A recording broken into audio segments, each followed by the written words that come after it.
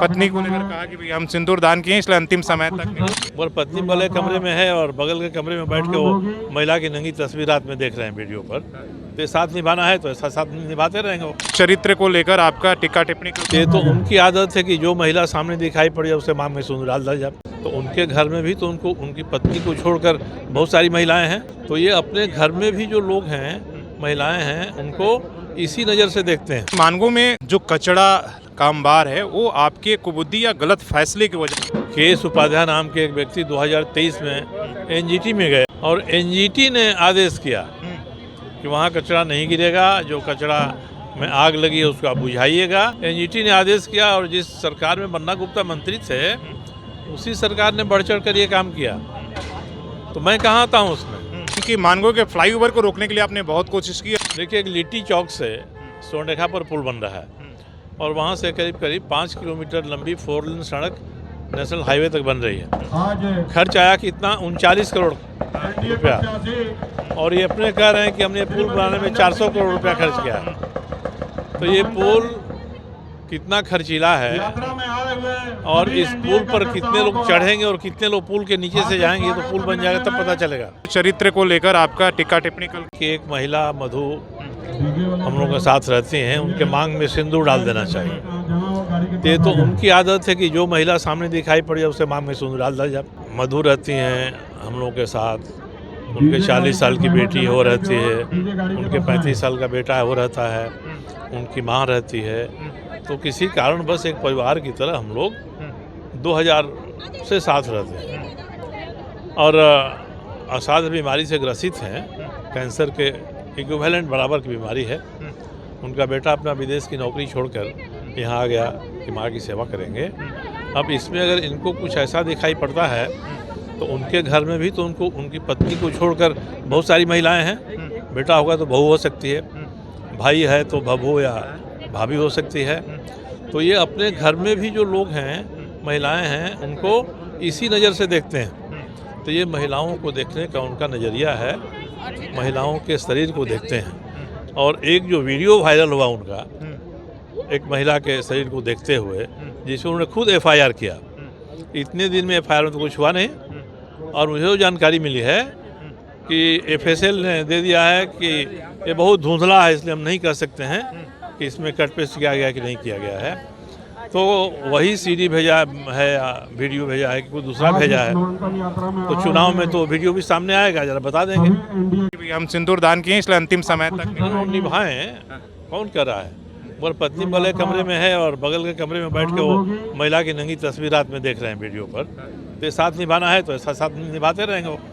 ये उनको मुबारक है कि मानगो में जो कचरा कामबार है वो आपके कुबुद्धि या गलत फैसले की वजह। लोग भूल जाते हैं या जानबूझकर भी गलत बयानी करते हैं। मानगो JNSC का कचरा गिरता था मेरिन ड्राइव किनारे, पहाड़ खड़ा हो गया, उसमें आग लग गई और यहाँ के सोनारी के लोगों ने विरोध किया। केएस उपाध्याय नाम के एक व्यक्ति 2023 में एनजीटी में गए और एनजीटी ने आदेश किया कि वहाँ कचरा नहीं गिरेगा, जो कचरा में आग लगी है उसको आप बुझाइएगा और जो वहाँ पहाड़ खड़ा है उसका निस्तार करके वहाँ ज़मीन से हटाइएगा। एनजीटी ने आदेश किया और जिस सरकार में बन्ना गुप्ता मंत्री थे उसी सरकार ने बढ़ चढ़ कर ये काम किया। तो मैं कहाँ आता हूँ उसमें। तो ये तो मूर्खतापूर्ण गलत बयानी है या बदमाशी के तहत बयान दिया गया है। मेरे पास तो केस का नंबर है। केएस उपाध्याय सोनारी के रहने वाले हैं, उनके पुत्र संजय उपाध्याय सुप्रीम कोर्ट में वकील हैं, उन्होंने केस लड़ा है। एनजीटी ने ऑर्डर किया है तो एनजीटी का ऑर्डर नहीं मानते, इनकी सरकार थी, कहते कि हम गिराएंगे, कौन रोकता है इनको। तो इनके जो नज़दीकी लोग ठेकेदार हैं उनकी गलतियों पर पर्दा डालने के लिए वो गलत बयानी कर रहे हैं। हम लोग तो इसमें कहीं नहीं आ रहे हैं। कि मानगो के फ्लाईओवर को रोकने के लिए आपने बहुत कोशिश की और बहुत बड़ी फ्लाईओवर पर हम लोगों की क्या राय रही है हम लोग रखेंगे।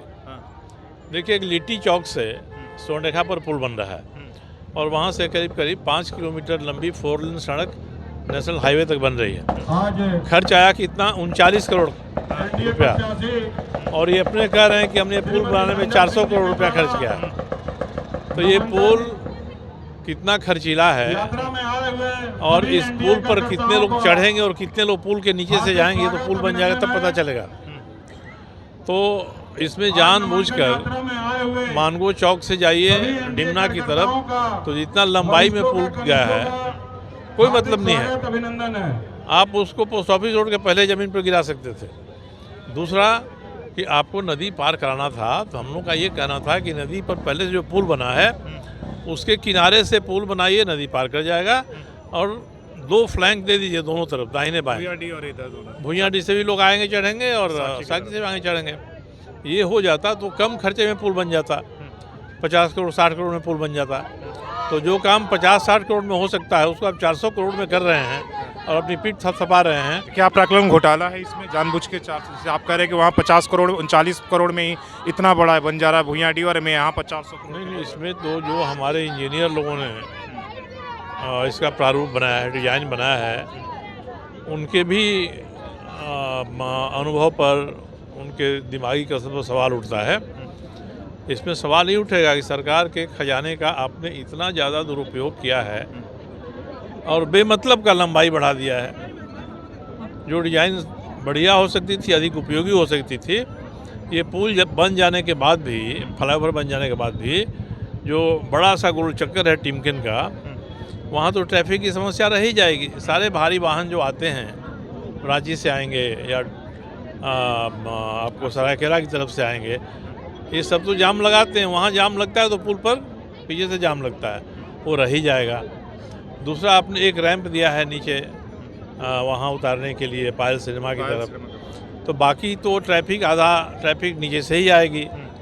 अब जो आदमी गुरुद्वारा रोड का है, पोस्ट ऑफिस रोड का है, पुल पर चढ़ने के लिए वो उतना दूर जाएगा, उसके पहले तो पुराने पुल से जमशेदपुर पहुँच जाएगा। तो इसका उपयोग बहुत कम लोग करेंगे, 25% मानगो की जनता उपयोग करेगी, अधिक से अधिक करेगी। तो और जब लिट्टी चौक वाली पुल और सड़क बन जाएगी तब तो सारे भारी वाहन वहाँ से जाएंगे। पुल पर चढ़ने के लिए आदमी खोजना पड़ेगा कि भाई आइए इस पुल से जाइए, इस फ्लाईओवर से जाइए। ये स्थिति है हमारी।